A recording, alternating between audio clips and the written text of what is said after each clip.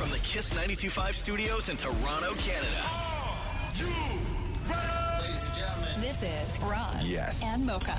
It's Roz and Mocha. What's going on? Hey guys, this is Bruno Mars. This is Selena Gomez. The Chainsmokers. Lady Gaga. Calvin Harris. Celestia Cara. This is Ed Sheeran. You're listening to my boys Roz and Mocha. Roz and Mocha. My boys Roz and Mocha. The Roz and Mocha Show. Between Roz and Mocha, who is your favorite? Mocha. You guys are so funny, man. Congratulations, Lisa!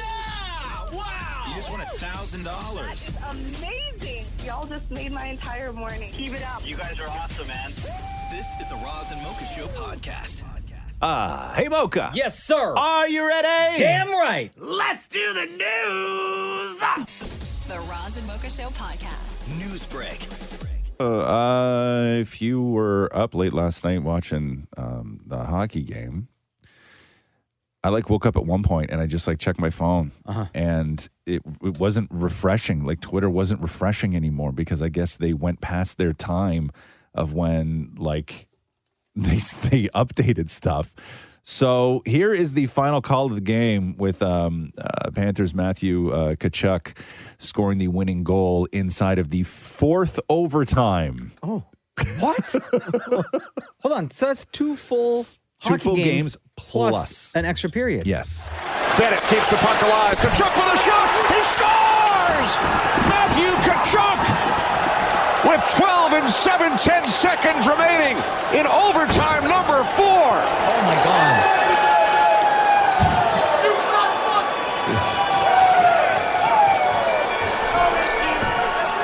Matthew Tkachuk made it like Bo Jackson. He just he skated right off the ice too. It was crazy. Yeah, he was like, yo, I'm tired. So that was the sixth longest game in NHL playoff history. What did it clock in at? 6 hours? I don't know. What can you find that? How long that was for me more? I think it was it was long. It has to be 6 hours. Yeah, at least. It was because I think the game started at 7 and then it ended after midnight. Oh, so 5 something. Yeah, it was a long night. But yes, it was 2 full games plus a half a period. Because the intermission in between the overtime periods are a lot shorter than I think they are. Are they? Not in the playoffs. Not a lot. I don't think they are. Are they still a full 30? Yeah. Oh, no, they're not a full 30. I think it's always 15 or something like that. Yeah, wow. yeah. It's crazy, though, but that was a long game. Maury. Okay, so it came in on just under 6 hours. The hockey game. Yeah. Yeah, damn. That Panthers game. Bro, I know. And, of course, the Panthers won. Yeah. The Roz and Mocha Show podcast. The WestJet pilots have reached a tentative deal to avert a strike ahead of the long weekend. Yes, don't do that to the people. A statement from the Airline Pilots Association says the union leaders voted to approve and agreed in principle with the membership vote to begin in the coming days. The airline had grounded the bulk of its fleet by yesterday, including all of its swoop planes. Parking their 130 jets at airports all across the country. WestJet said that it is ramping up its operations as quickly and efficiently as possible, but added that it will take some time to get the framework in place. So the airline is advising travelers to continue to check the status of their flight before heading to the airport, meaning that just because the strike is averted does not mean that your plane is going to be taking off on time or at all today. And to do it right before the long weekend? I mean, obviously that was the plan, but still. I hear you. As if you don't need customers to be upset. No. The airline industry again. Oh, my God. I know. The Roz and Mocha Show podcast. Disney is announcing that they are closing their Star Wars Galactic Star Cruiser hotel and experience. What? Less than 2 years after it opened.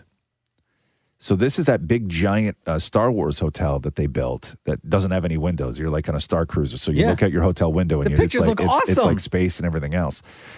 So Disney CEO Bob Iger announced back in February that the company would reduce costs by $5.5 billion as it works to make its streaming business profitable. And then Star Wars fans who were, although the hotel did get good reviews, both from people as far as how ambitious it was and from people who stayed there. But the one complaint that everybody did have was for 2 guests for 2 nights. It was $4,800. Oh, that's a lot of money. That's a lot for of 4 money. nights. No, for two guests. 2 guests. For 2 nights. For 2 nights. Is $4,800. That price right there is like a 7 night stay or 7 days, 6 nights at an all-inclusive in Mexico. Yes. And it's Right? a 2-night minimum Oh, at the hotel. You can't just book one night. They need you there for 2 nights. They're gonna give me some tickets to the theme park? You do. You get you get tickets to go to the Star Wars planet that they built. Oh, Galaxy's Edge? Yes. What about the rest of Disney? I don't think so. Yeah, I know. That's a lot, though. The Roz and Mocha Show podcast. Indiana Jones received a sort of lukewarm but arousing standing ovation at the Cannes Film Festival. Early reviews are in because reviewers who were in attendance were allowed to say, and decidedly mixed, I would say. The Hollywood Reporter wrote, what the new film does have is a sweet blast of pure nostalgia, but part of what dims the enjoyment of this concluding chapter is just how glaringly fake so much of it looks, because I guess there's a lot of AI and stuff in it. Sure. IndieWire says that they did not pull any punches. Sorry, IndieWire's reviewer did not pull any punches in his review writing. Not only is Indiana Jones and the Dial of Destiny an almost complete waste of time, it's also a belabored reminder that some relics are better left where they were and where they belong. Empire's John Nugent, he kind of liked it. He wrote that the film has all the hallmarks of the series that are there as you'd hope them to be, lovingly preserved like archaeological treasures. The guy from the Times of London said, the good news is that it is not as bad as Indiana Jones and the Kingdom of the Crystal Skull. The bad news is it's not much better. Oh, wow. Yeah. So just wait for it to be on demand. Yeah, mixed reviews, though. Mixed reviews. The Roz and Mocha Show podcast. Tupac Shakur. We'll have in Oakland renamed after him following a unanimous vote by the city council earlier this week. Nice. A stretch of MacArthur Boulevard by Lake Merritt, where Tupac once lived. I don't want to. I hate when they do this, man. Like, either name it after him or don't name it after him. So the street is going to keep its existing name, but then a portion of the street will also be named Tupac Shakur Way. Well, like a block? Like it'll be whatever. Like it'll be like Lake Merritt, and then underneath it'll say Tupac Shakur Way. Like it's going to be two. No, the street's going to have two names. It should have no. He should have a street that is like his name only. That's terrible. He was selected, quote, to remind people of his contributions to Oakland and to celebrate art and culture as a catalyst for societal change. And I guess the Tupac Shakur Foundation or estate are the ones that are going to be also paying for these street signs. So that kind of sounds junk to me. You know what I mean? Imagine Roz under like King Street instead of just Roz Weston Way. Well, I mean, I already have my own, so I know. I already know what that feels like. Facts. You don't have to ask me to imagine anything, Shem. I was at the unveiling. We all were. They threw a parade. But I'm saying, like, if Roz Weston Way was underneath an already existing street. No, I would spend my weekends taking the other one down. They'd replace it. I'd go on midnight runs. Ratchet set, everything else. Screwdriver. Take them all down. Yeah, I would. I would just take them all down.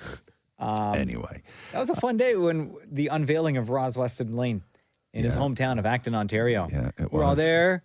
The mayor was there. We were sitting out. Remember the parade? Yeah. We were sitting on the back of like a convertible. Yeah. And didn't the police drive us somewhere because we were late? Police escort? Yeah, there was the escort. parade. Yeah. It was to the parade. There were some clowns. Right.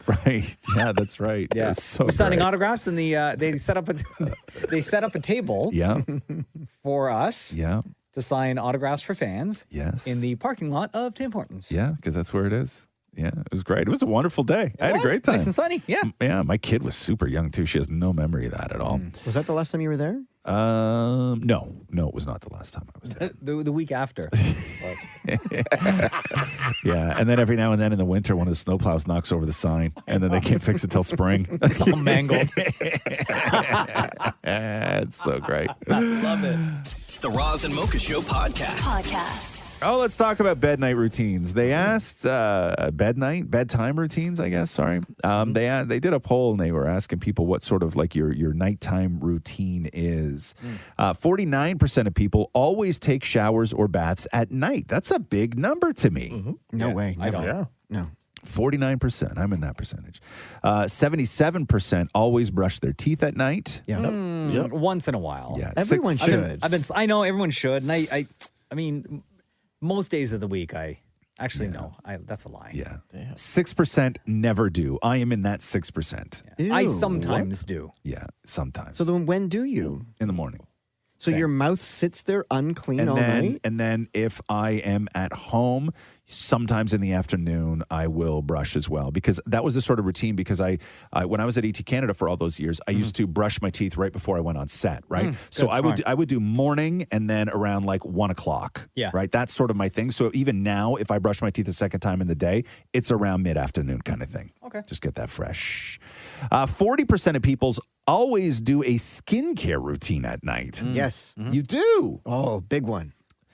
12% never do. I'm in that 12%. 4% of people write in a journal at night. I used to. No, I don't do that. 80% never do. I'm in that 80%. 20% of people read a book at night. Nope. Yeah, 2 pages. 2 pages Yo, a where's night, the high anymore? percentage of people that scroll their phones before bed? 78% of people scroll their phones at night. 26% of people always listen to music at night. Mm-hmm. You do, Shem? Always. Yeah, doesn't help. But that's somebody who lives alone right there. Oh, well. No offense. Does meditating count? 3% of people always meditate at night. I do meditation every night. If I fall asleep. 81% of people never do. 64% always sleep with the door closed. No way. No, our door is open. Weird. I need to know I can get out. Do you sleep with your door open, Shem? Always. Yeah. Always. I feel trapped otherwise. Okay. 81% of people, 26% of people leave the door open. Wide open? Yeah, wide open. How am I supposed to run away from them demons in my my neck terrors? 72% of people say they always fall asleep before midnight. 28% of people fall asleep after midnight. Is there a percentage of people who always fall asleep with the TV still on? No, which I found shocking on this list, Maury, now that you bring that up, because I think that there's a giant number of people that fall asleep with the television Every single on. night, and Matthew has to take the remote out of my hand. Yeah, yeah. What do you like to fall asleep to? Me? Forensic Files. Oh, God. Every night. Before Yo, bed. that explains Right. so Yeah, much. Yeah. I know. I don't know if I would want to fall asleep like listening to somebody describe like cleaning skin out from underneath a dead person's fingernails so they can do DNA tests on them and stuff. Yeah, I know. You're going to say luminol more. I don't believe you actually do more. I think that this is an excuse for you to say luminol because you know what luminol is. I really don't. No, every night. I love the narrator's voice. It's the most soothing voice to me. Yeah, Give us an example of what would be said. Without saying luminol. Without? Yep. Okay. Thomas went to the neighbor's house to find out if they had seen his wife that evening, only to find out she was in the garage. First of all, that's terrible writing on that show. Wow. You gave me no time. But you're a huge fan. Start pulling quotes. But you said I couldn't say luminol. You can't. Okay, now do a sentence from Yes. Forensic Files using the word luminol. Fine. The police showed up that evening, wondering if there was any blood in the room, so they sprayed luminol. You're so terrible at this. Wondering if there was Wondering. any blood. The police were Blood is wondering. so Hey, guys. visible. What do you think's in here? Could be blood. Could be. How are we going to figure it out? Yeah. Don't know. What if we had, I got it, some luminol? The Roz and Mocha Show podcast. LeBron James. LeBron James. The Denver Nuggets swept the Los Angeles Lakers last night to advance to the NBA Finals for the first time in franchise history. Nikola Jokic passed Hall of Famer Wilt Chamberlain for the most triple doubles in a single NBA postseason. Crazy. It's an incredible achievement. He finished off with 30 points, 14 rebounds, and 13 assists and 3 blocks. LeBron James posted 40 points, 10 rebounds, 9 assists, and 2 steals. So Denver will either play Miami, yes, or Boston. So Miami is up 3-0 over Boston. Ooh, could take that series tonight. Game 4 goes down tonight. 8:30. But what does this mean for the future of LeBron James? But we'll see. We'll see what happens going forward. But I don't know. I got a lot to think about, to be honest. And just for me personally, going forward with the game of basketball, got a lot to think about. Is that how you say that guy's name? Nikola Jokic? It's Nikola Jokic. Jokic? Yeah. God, man, that guy's a monster, huh? You've never seen anything like him. And the thing that people really get with him is that he doesn't look like your super athlete. No. But he destroys everybody. Yeah. Strong. Yeah, so That's good. crazy. So good. So do you think, because I know one of the big talk surrounding LeBron James is the fact that his kid, Bronny, is up for NBA draft for 2024 season. Oh, damn. And one of the things was, well, here's a potential for LeBron and his son to play together on the same team. Right. Play for the Lakers. That's what they kind of wanted to do. But I don't know. Shem, what do you think? I think LeBron's going to do something interesting. I think he's going to take a year off. Mm-hmm. And then whatever team decides to draft his son, he will then force his way to play with that team. It's a lot harder to do. I mean, if he wants to play with his son, there's no guarantee that the Lakers are going to be able to draft his son, right? Sure. So I think that's the way that he does it. No, and so he has 2 years left on a $97 million contract, but the final year is a player option, so he doesn't actually have to do that. So yeah, he could very well, Shem, just sort of go and take a sweetheart deal just to play one season with his kid, right? Mm-hmm. That'd be pretty awesome. Has that ever happened in any sport, like at all? No, right? No, I don't think so. I can't think of any of the major sports. No, I can't think of it. No, because like you would have to have a kid young. Yeah. And LeBron's and what, you would 30... have to be good enough to be playing into your 40s. How old's LeBron James? 38. 38? Yeah, so if he plays with Bronny, he'll be like 40 years old. How old's his son? He's 18 now, isn't he? Let's see here. God. And he's good. Is he? Oh my God. Yeah. He's going to be all right. His kid is so good. And his younger son is even better than this one, apparently. Really? Yeah. Jesus. We got the man. dynasty. That's crazy. Yeah, 18. The Roz and Mocha Show podcast. Hey, would you marry Jeff Bezos just to get a piece of Jeff Bezos? You know what I mean? What? You know? What are you talking about? It's got a lot of money, right? Well, yeah. It's got a lot of money. Mr. Amazon. Yeah. Shem, would you marry Jeff Bezos? To get a piece of him? Yeah.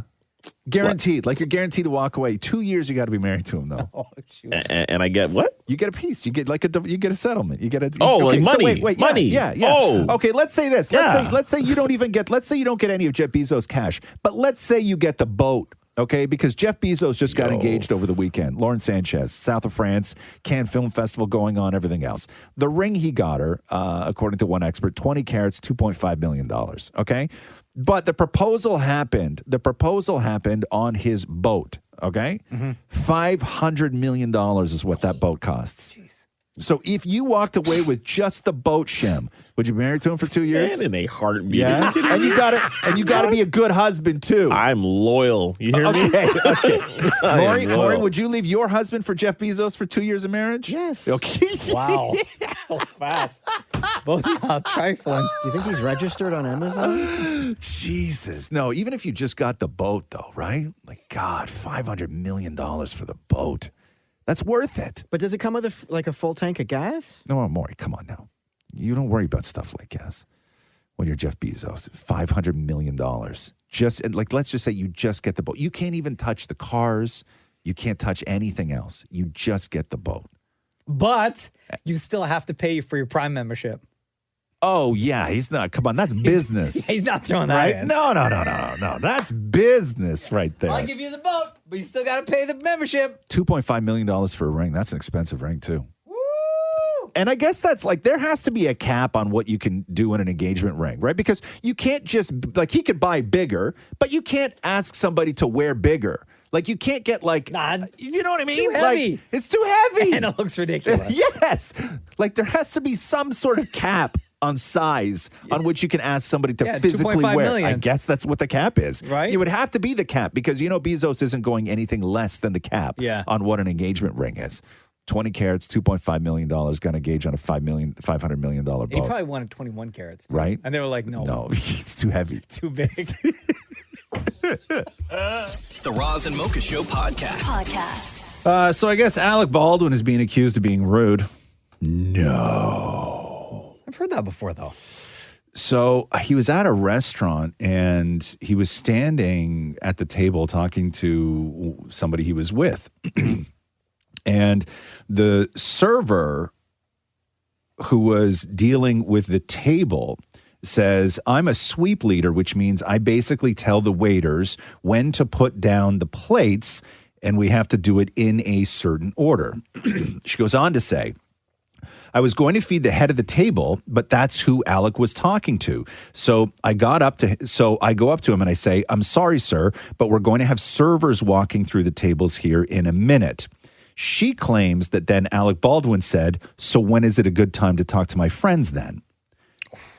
She said that she did not expect that type of reaction and that he then got very agitated before saying, do I have to explain it to you? Oh, damn. Okay. And then so she goes on to say that the people were coming through, and then he responded, well, then step aside because the servers couldn't come through. And then afterwards, many of her coworkers came up to her to say, did you hear what he said to you as you were walking away? She goes, no, because I didn't catch it because everything was absolute chaos. And they said he called you a peasant. No. Alec Baldwin. In a restaurant. You douche. Horrible. Yeah. Horrible. In a restaurant. So there you go. Man. He's trying to do their job. Yeah. The Roz and Mocha Show podcast. I always like to know what's going on in the world of OnlyFans. Oh. Okay. Because I stopped getting updates from Maury. Oh, I can bring those back. Because I saw one story over the weekend that some OnlyFans model found her number one biggest fan and went to his house and gave him a PlayStation. What? And they filmed the whole thing, and he was like, filmed like them, gifted? Yeah, he gifted him, but it's his own money. Yeah, I hear. Right? You know what I mean? Surprise! You bought you this. Yes. And everybody's like, oh my God, it's so great. Yeah. But I'm like, come on, man. I'm generous. Right? Thank you. It's not charity. Yeah. When you go to your number one OnlyFans supporter and bring him a PlayStation, he bought that PlayStation. Yeah. Right? He's like, now I got two. I paid for two. Yeah. So here is another OnlyFans model. This is Talia Madison talking about her number one biggest fan. When I first started my website, I had this customer who was my number one customer, bought every single thing that I sent him, and she also had a very specific username on the website. And I had someone view my TikTok page with the exact same username, and underneath that it said from your contacts. I narrowed it down to 6 people, and one of them was my stepdad. I went with my gut feeling and I messaged the website account and I said, I know who this is. And within 2 minutes, got a text from my stepdad saying, hey, Tay, can we talk? Okay, there you go. The look on Shem's face right now, too. Oh, my God. Stunned. Your stepdaddy? Damn. Oh, God, people are so gross. Brings out the worst in people, huh, More? I don't know what to say. I mean, just There's no offered right up or to give wrong you answer. the biggest update on OnlyFans. That OnlyFans bringing out the worst in people.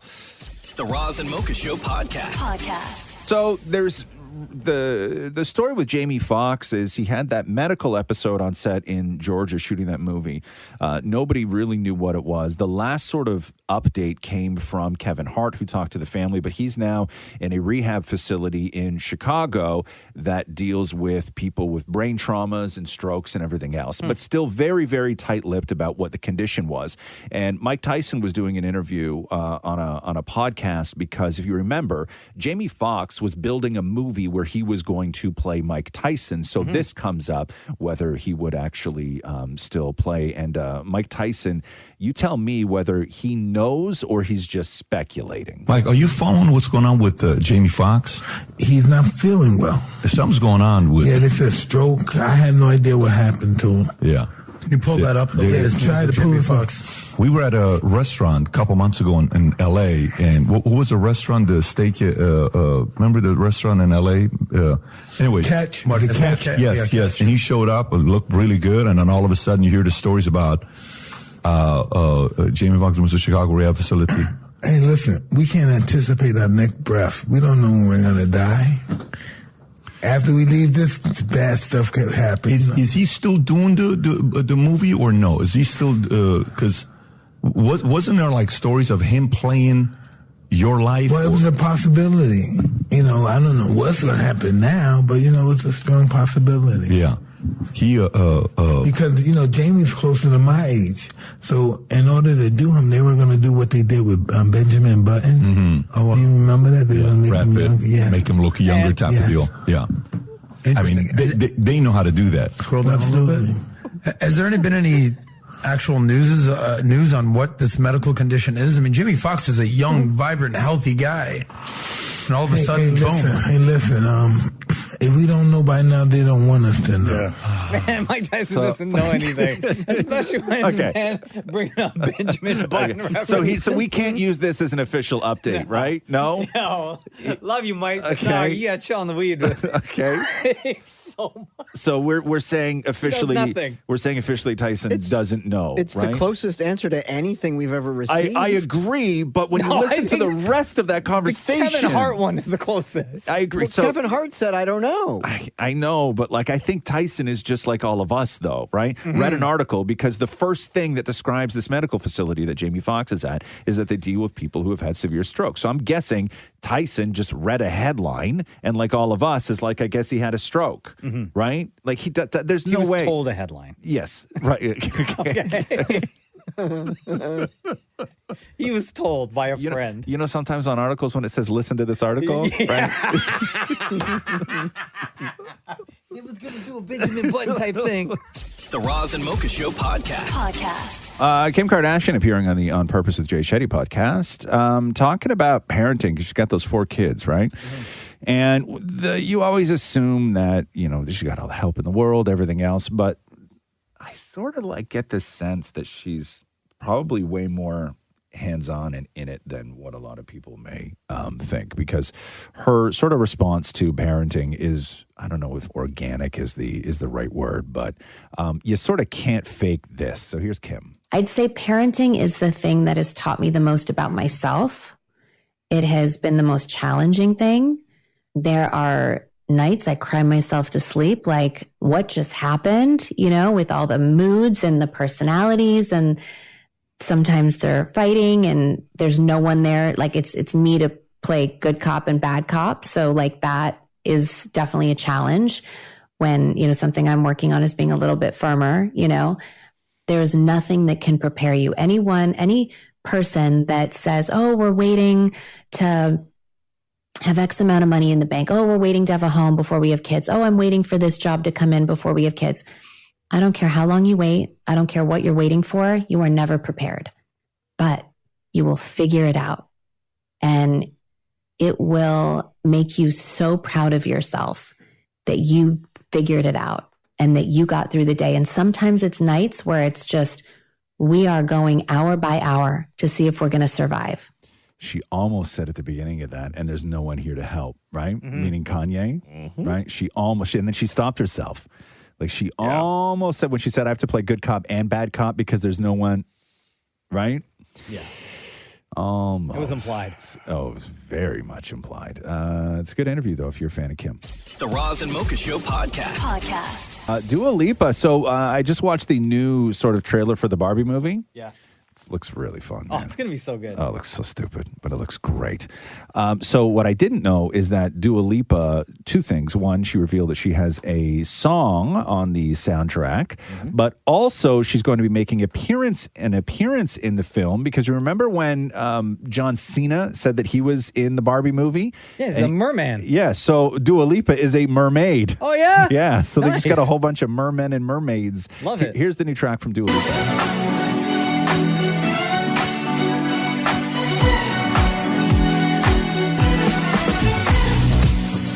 Yeah. Just come along for the ride. Yo, I'm looking forward to that. It's called Dance the Night.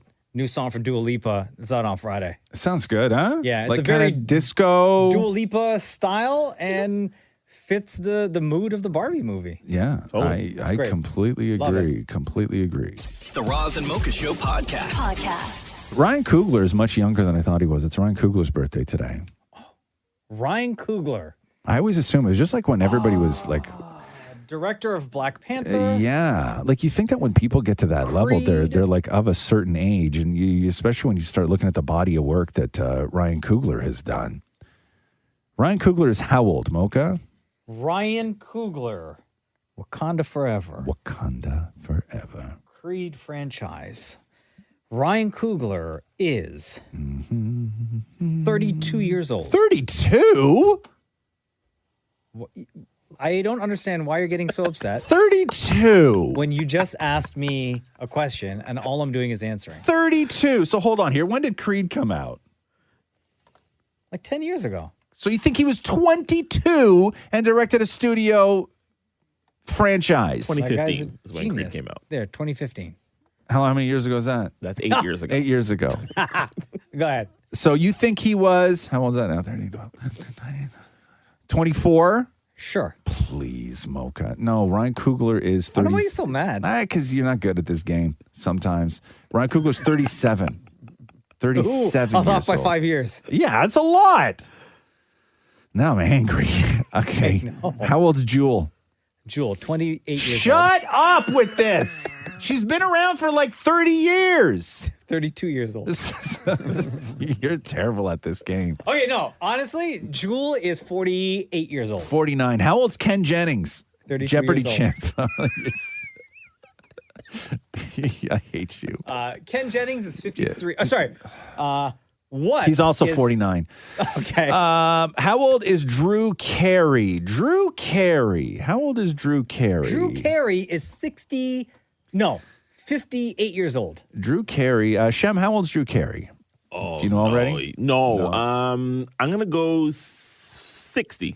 Maury, how old's Drew Carey? $1. $1. Drew Carey is 65 years old. I was close. Today. Wow. Yes. Do you know who Joan Collins is, Mocha? You have no idea who Joan Collins? Yeah. She died.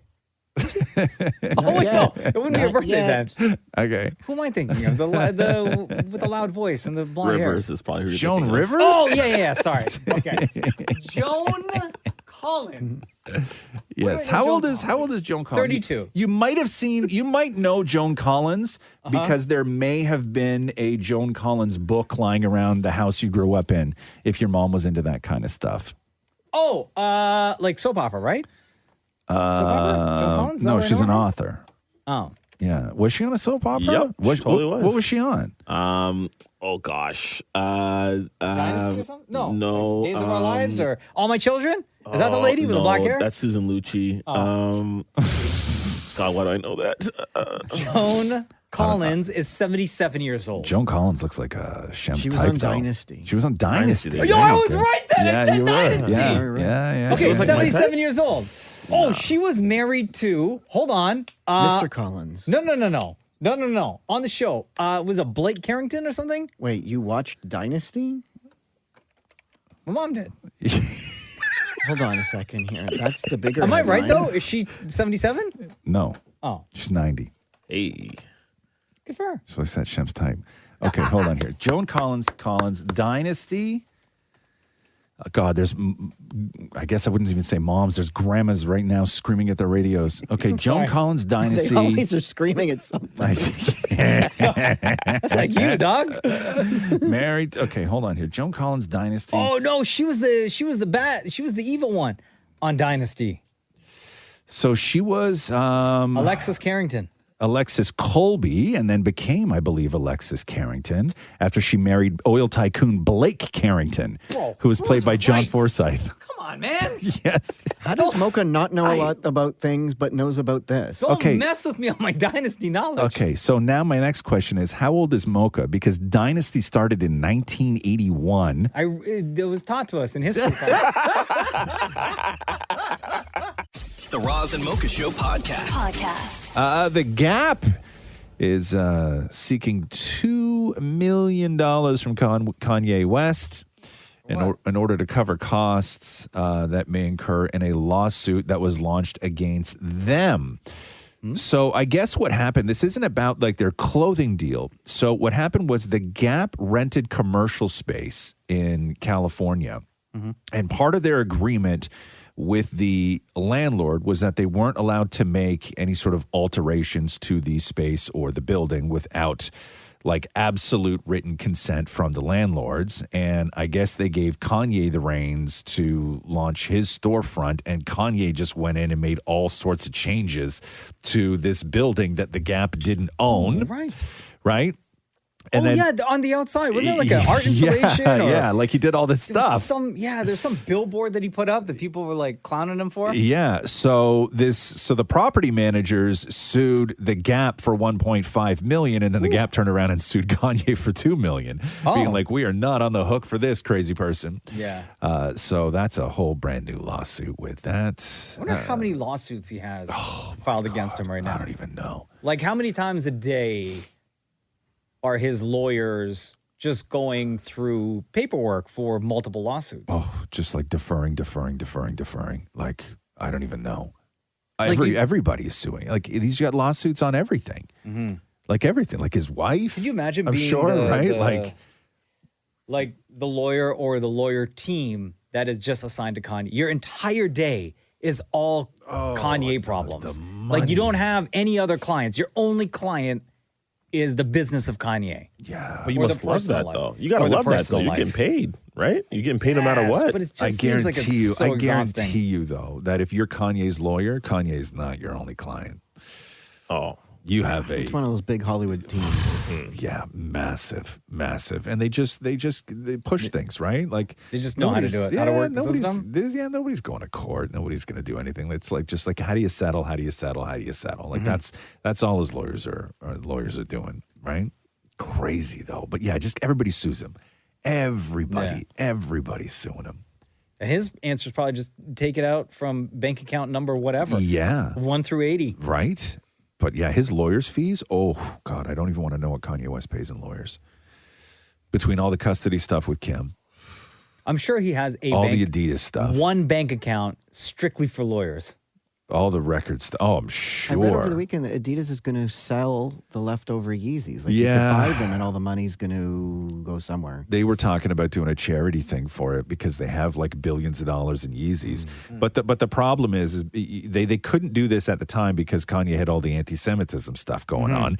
And then so you wouldn't want those to be even a charitable donation. Right, like they were so tarnished, but I guess now maybe enough time has passed where they're like, we can give Yeezys to. I don't know how you time never passes. When you say something, it's there.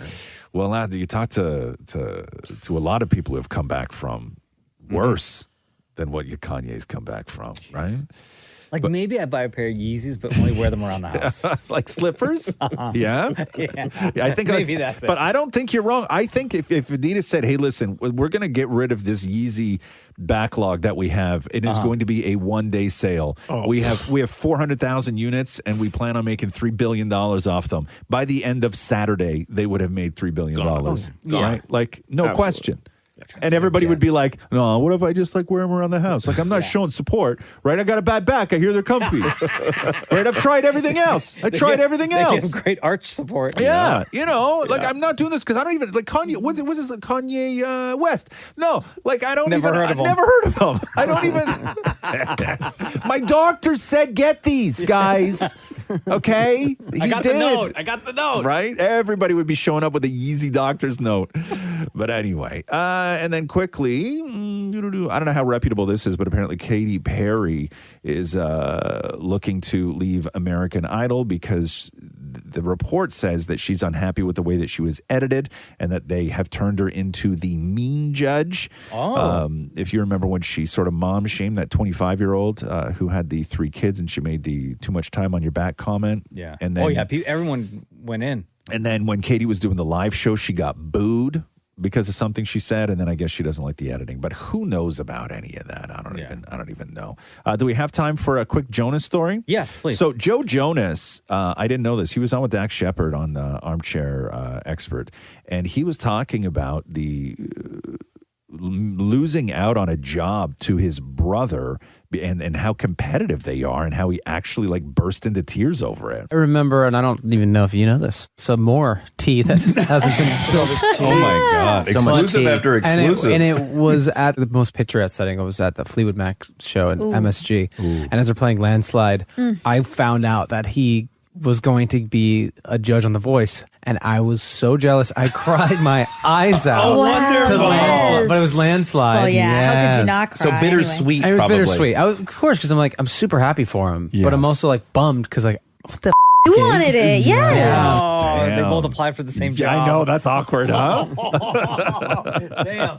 The Roz and Mocha Show podcast. Vladdy Guerrero Jr. crushed it last night. The Jays beat the snot out of the Tampa Bay Rays. So it was a single, and then it was a... What else did he get here? So he got an RBI, and then a single, and then a grand slam in the ninth.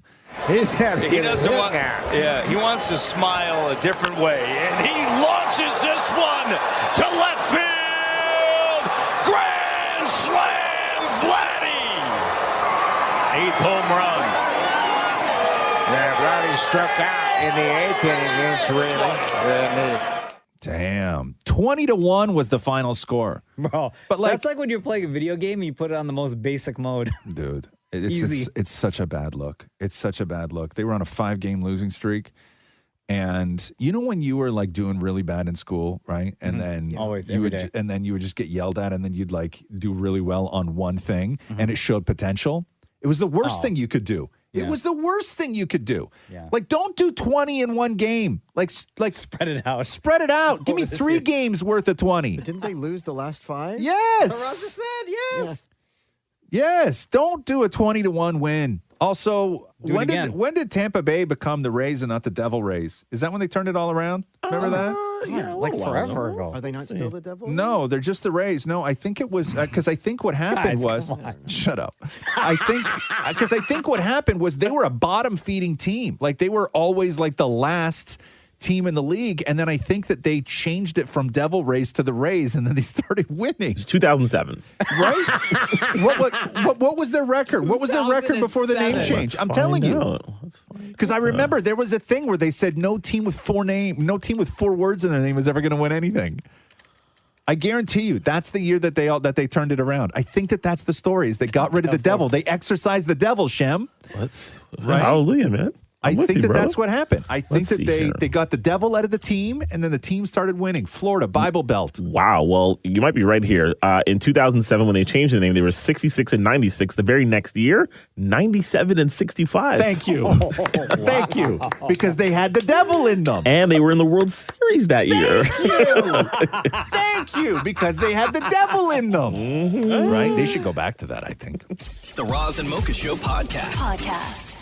Oh, Ariana Madix from, what's that show called again? Vanderpump Rules. Vanderpump Rules. Yo, I'm so into this is drama. the whole scandal with Tom Sandoval mustache and the girl that he was sleeping with, which was her best friend, and all this stuff. Yo, you didn't see Ariana? She started moving out of her spot? I know. They broke Spot up, that and now she and Tom shared? he's apparently with somebody else now, and all this stuff. Anyway, so Ariana Madix is on with Call Her Daddy, Alexandra Cooper, and listen to the promo for this. They had sex in my guest room while I was sleeping in my own bed that he and I went to bed in together, and then he left the bed and went to the guest room and her. Do you think you ever turned a blind eye? Yes. Bringing Rachel home to St. Louis. He was using like other people's credit cards, flying her to different places. You and Tom were not in an open relationship. Why do you think that rumor I started? think it came from him. Tom claimed he tried to break up with you multiple times. Was never saying that I was going to kill myself. Do you think he's a pathological liar? There had been other rumors of Tom cheating with other women. How many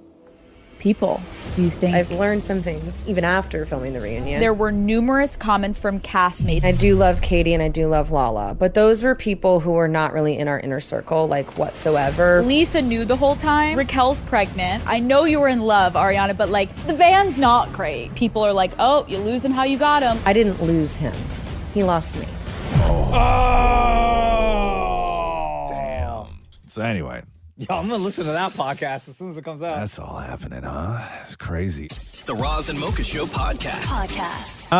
Meghan and Harry's rep are now on the defensive, releasing a statement to the New York Times, shooting down the idea that Meghan and Harry staged the paparazzi, quote, near catastrophic car chase. That's what they're being accused of now, because Harry had this whole thing going on in the UK where he was fighting to have actual police to be able to use them as his personal security. And then, so he was talking about how they needed security, and he felt that it was needed in his right to have the cops be a security guard when he's in the UK. And then they were being accused of faking this to show just how dangerous people are and how much they need security and all this stuff.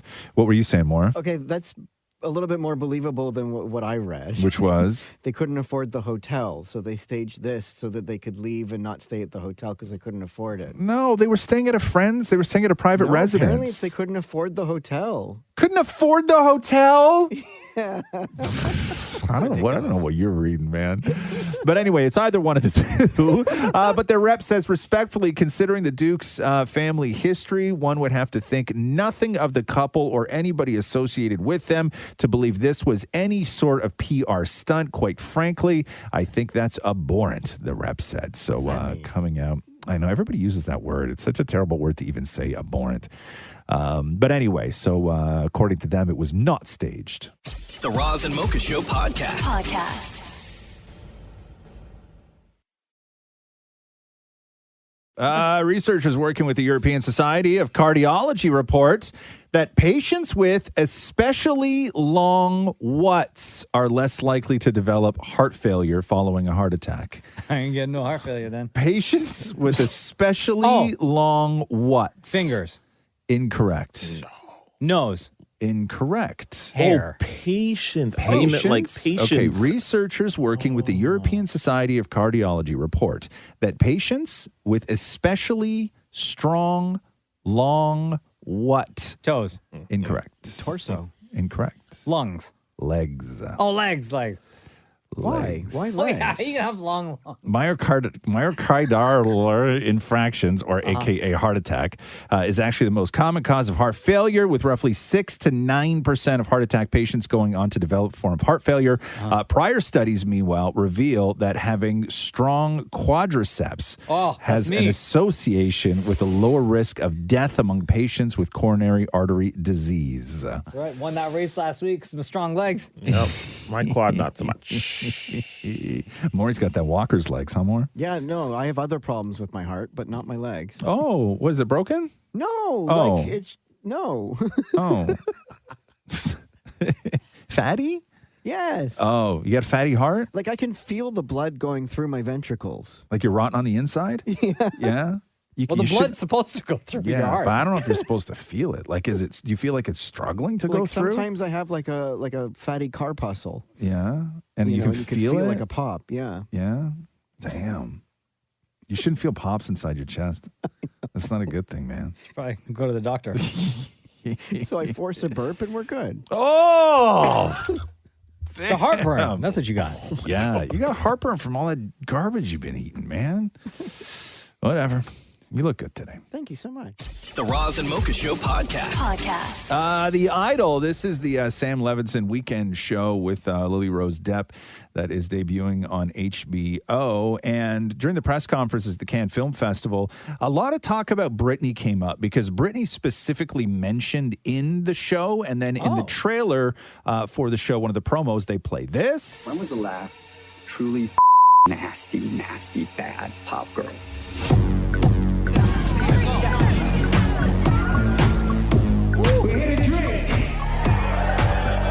Classic song, too. Right? So during the press conference, you knew people were going to be asking about the tie-ins with Britney because Lily Rose Depp character, they say, plays a Britney-like character who is looking to rise from her funk. But Sam Levinson, if you listen to this clip, man, he was so not prepared to field, and I don't know why, so not in any way prepared to field any questions about Britney. Congratulations, everybody. I think one of the most haunting things about the show is the accuracy of the sort of industry machine around Jocelyn, managers, publicists, the corporate interests that exploit her. And there's actually direct reference in the show to Britney Spears. So I'm just curious for Lily and Sam, how much of Jocelyn might be pulled from that actual real story? And as the show continues to air, are you concerned about that fandom coming for you, as they might say? So. Well, I mean, I think you'd look. I was, look. This is, we're not trying to tell, No, we don't. a story about any particular pop star. I think we're just, we're looking more at how the world perceives a pop star and the pressure that it puts on that individual. And I also think that the reference to Britney in the pilot is more of a publicist sort of spinning and trying to draw connections and correlations so that the press will write about it kindly. Yeah, but you played the Britney song in the trailer, guys. Do you remember when there was that show that got all that press? Was it Ginny in Georgia? And everybody was loving it until they saw the episode where they made reference to Taylor Swift writing about like how many boyfriends Taylor Swift had, and the fandom killed that show. Yeah. Like they came so hard for that show. And that show was designed for people who are Taylor Swift fans. Like that demographic. My wife is watching that show right now on Netflix. Yeah. But like fans killed that show. Yeah. Like they went after that show until there was nothing left. So I'm wondering if the Britney fans are going to come after this Who's show. Sam Levinson again? Is he the creator? the creator of the show? He's the creator of the show. Oh, He also does Euphoria. Yeah, he does. Oh, yeah, right. yeah. Euphoria is his other show. Didn't he do Modern Family? No, did he? He went did for another Modern popular, maybe not that, but he did another popular show. We'll find out. Should also be known that The Idol and Euphoria are going to be living in the same sort of universe. Are they? Yeah, one of the characters, Maddie from Euphoria, is going to be appearing in The Idol. The Euphoria extended universe now? Man. Everything's got to have a, what would that be? That would be like the Euphoria-verse? That would be like the ECU, right? Yeah. ECU. You said the ECU? Yeah. Damn. Okay. The Roz and Mocha Show podcast. Oh, Aaron Rodgers. You're going to love this, Mocha. Okay. Back in the day, anybody who didn't know anything about New Jersey, if you said, hey, what do you know about New Jersey? People would have said, like, Bruce Springsteen, maybe Bon Jovi, and the Campbell Soup Factory, right? But then Jersey Shore changed all that because, right? The Jersey Shore changed everything. Get crazy, get wild, let's party, get loud. And so Aaron Rodgers, who is now the quarterback for the Jets, who play in New Jersey, was doing a press conference where they asked him prior to signing with the team, what did you know about New Jersey? Has it been like getting to know New Jersey, and how has it compared to your expectations as you have come in? Look, I'll be honest, the only Jersey I kind of knew about besides Teterboro was Jersey Shore. Yes. And I was assured that was not a proper representation of this great state. But I've had a good time, man. Everybody's been great. When I've seen people out and about, they're all, really kind and enjoyed stopping and talking and pictures and whatever they need. You're not a fan of Snooki?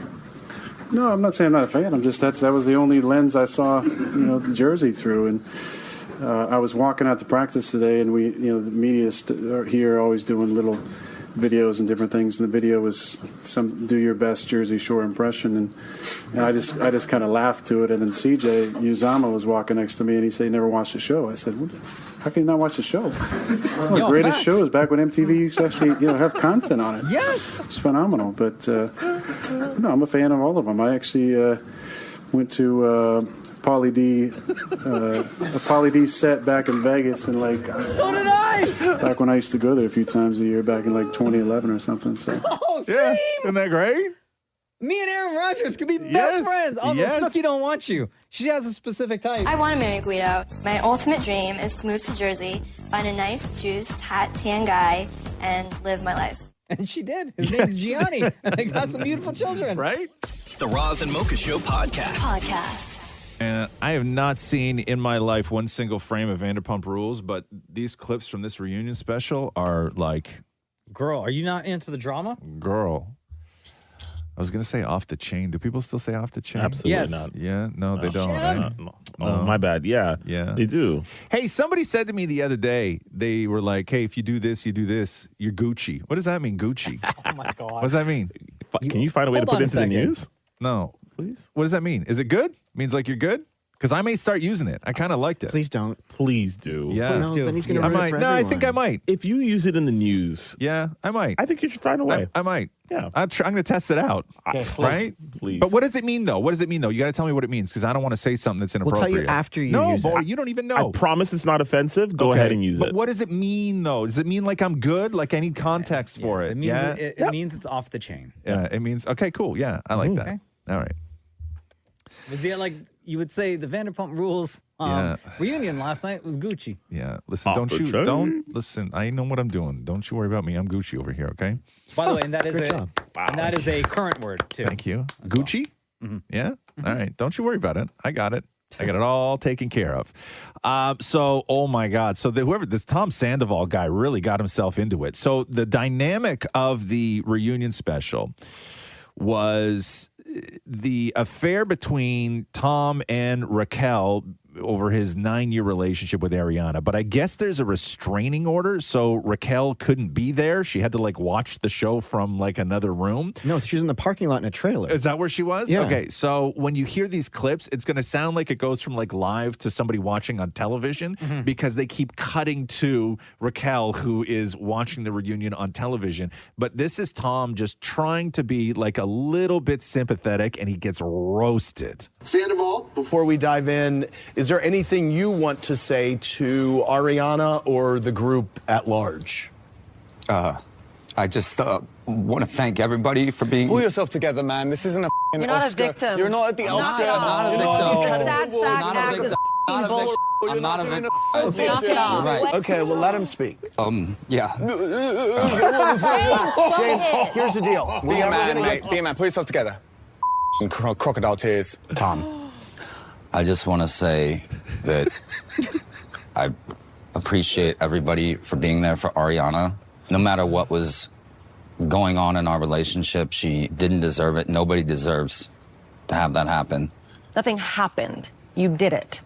I'm sorry for doing the one thing I said I wouldn't do, and I did it in the worst way possible. I love you and I apologize. Nah.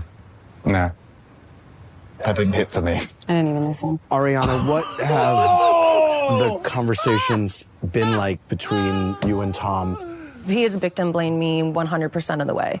So I don't believe anything that just came out of his mouth. I think he's full of and he can off. Damn. In your face, Tom. Okay, so what is the relationship between Lala and Lisa? What's that relationship? Does anybody know? Because this clip is them talking to each other. I don't think they like each other. No, see, later on in the episode, they do bring up like Lisa loves her. Okay. But Lala doesn't like that Lisa is still supporting and funding the restaurant between Gotcha. Tom and Tom. Okay, so here is Lala and Lisa. Lala, I know when you and Randall broke up, you got out of the house pretty quickly. Do you think it's healthy for these two to be sharing the home? No. Sandoval is Randall. Give it 10 years, he is Randall Emmett. It's absolutely terrifying. I couldn't get Randall to stay home, and then when hit the fan, I couldn't get him the out of the house. There you go. That is a narcissist. Everyone needs to be warned about this person. Like, this is a dangerous human being. Lala, that's actually a ridiculous stance to start saying Sandoval's a dangerous person. I didn't ask for anyone else's opinion. Well, you have my opinion. Well, that's great. I reject it. Oh! He was sleeping next to her. This was his life partner. If he can do that to her, there's something wrong with this person. And a lot of other people have done that before. Absolutely. And they're not I had a dangerous baby people. with one. Right, They are exactly. dangerous. Don't If you're going to judge my character, you need to get in line. Somewhere near the fucking... Calm Right? down. Yes. I'm not going to calm down. We're here for like 10 hours, for I God's sake. understand. You cannot start And like we're this. ready to go. Yo, I am here for all the scandal. Just after that, then James gets up and is like about to go after Tom, and Andy Cohen, he had to push James away himself. He acted as security. It was I so love good. drama. I love it. That's not Gucci. Hey! Oh, yeah, there you go. There it is. It's not Gucci. Yeah. The Roz and Mocha Show podcast. Today is the other official Star Wars Day.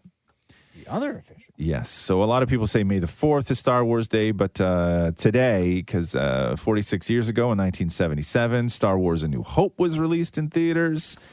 And then also on this day in 1983, Jedi was released in theaters. May the 25th be with you. Right?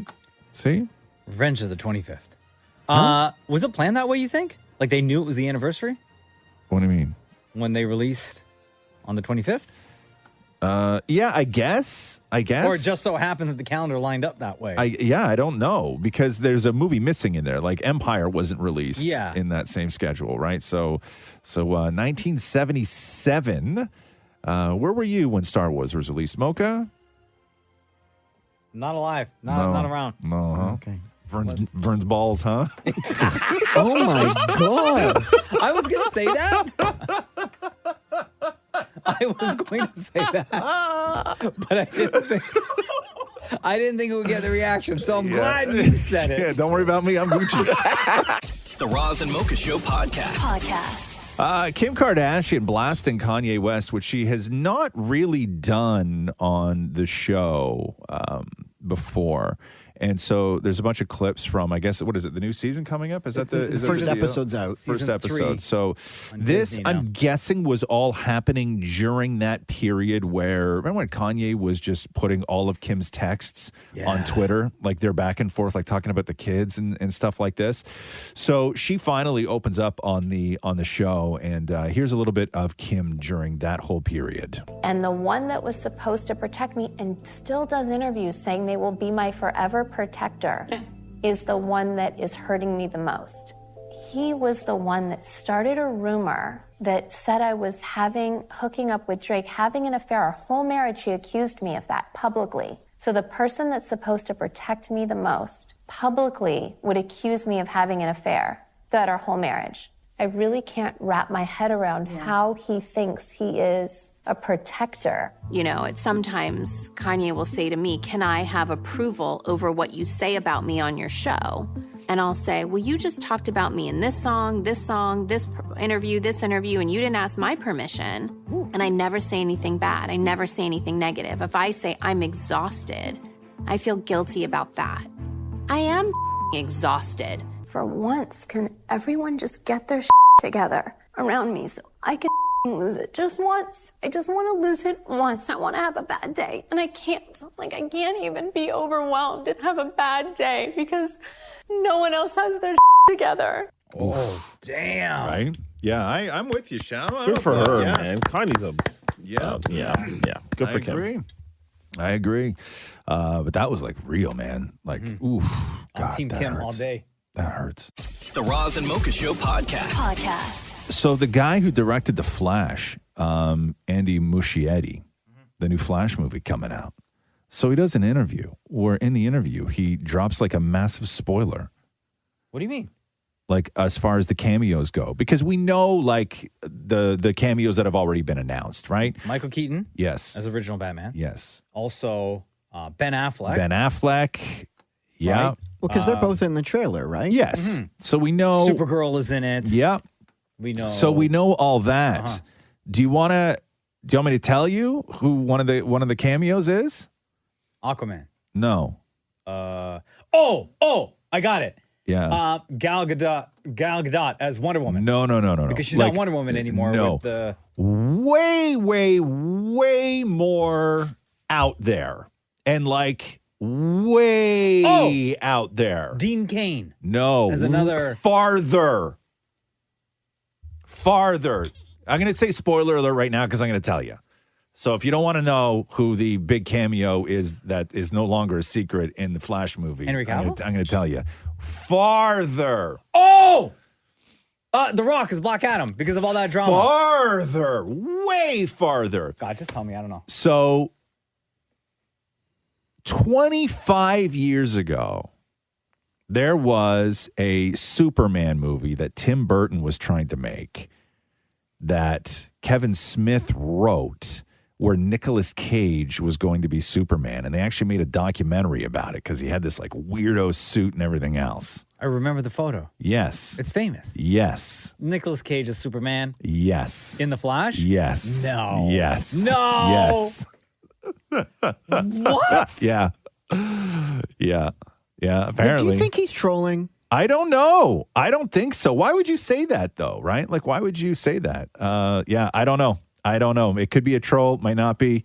But he said Nick was absolutely wonderful. Although the role was a cameo, he dove right into it. I dreamt all my life to work with him. I hope I can work with him again soon. Like, to me, that doesn't sound like a troll. I don't think that Nick Cage actually says anything in the movie. I think it's Nick Cage in the suit. Yeah, probably. Right? If and it's the Flash because he's running through the DC version of the multiverse. Yes. And maybe he passes by a timeline. Sure. That has Nick Cage. Yeah. Could be.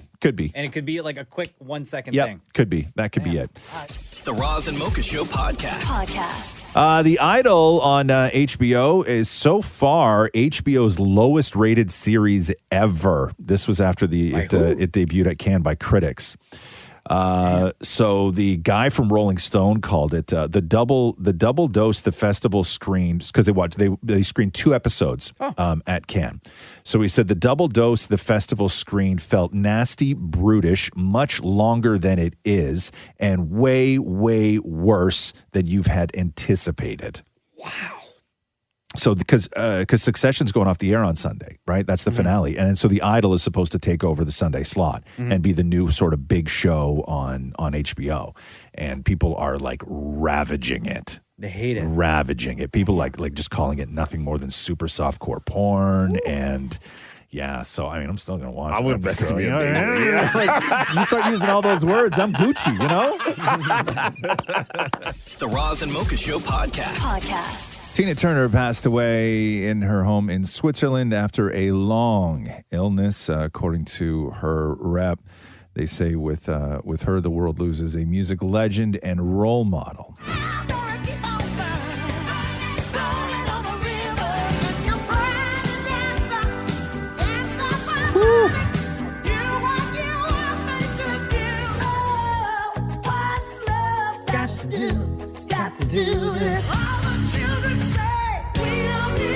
Oh, classic! Oh, I love this song so much.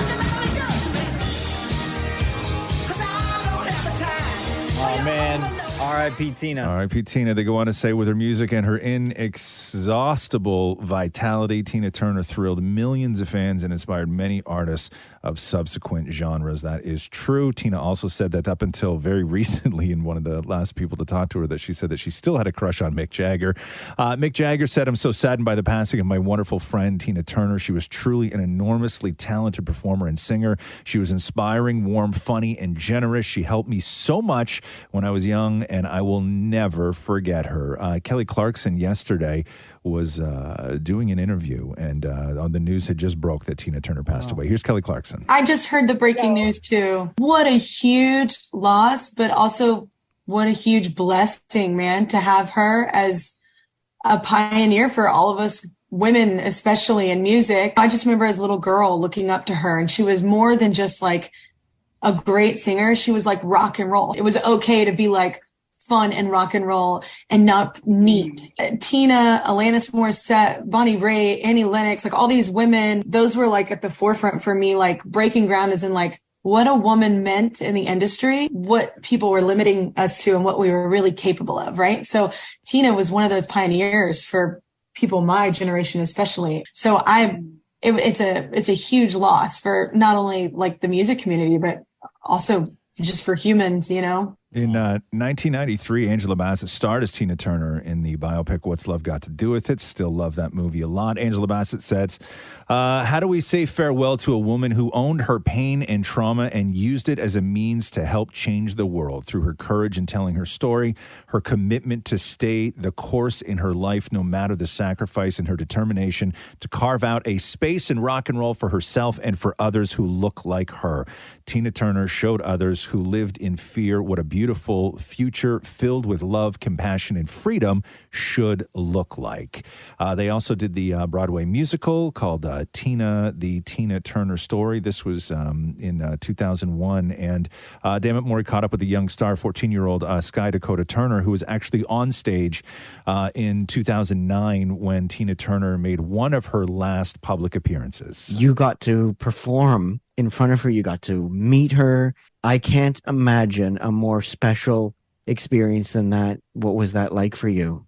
Her presence, her being there, her validating my work, and her finally getting to see everything that we put into the show was just something that was so special to me. I wish that I had savored that moment, knowing that it was going to be the last time, one of the last times that she made a public appearance. I wish that I had taken that moment and put it really closer to my heart. And I wish that I had said something more to her. I wish that I had made an impact, more of an impact besides my performance. I wish that I could have known her better. Aww. So that was in 2019 when they were on stage together. Oprah says Tina once shared with me that when her time came to leave this earth, she would not be afraid, but excited and curious because she had learned how to live surrounded by her beloved husband, Erwin, and her friends.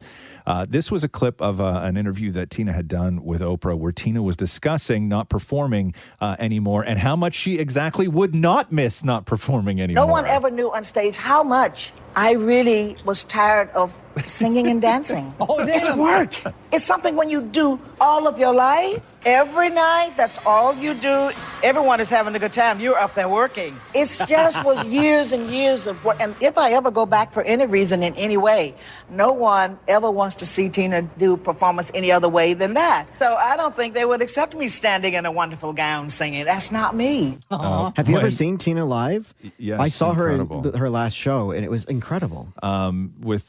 With Tina Turner, part of an interview that I was reading from the LA Times this morning, she was talking about how, people always ask her about the glory days, meaning like when she was young and like performing and hundreds of thousands of people in those shows. And she was like, no, me retired. She's like, these are the glory days. She's like, those weren't the glory days. What I'm living right now are the glory days. Tina's last appearance on any broadcast was her acceptance speech with her induction into the Rock and Roll Hall of Fame recently. So here's a little bit of that. Hi, everybody. It was really special when I heard that the Hall of Fame was giving me a trophy.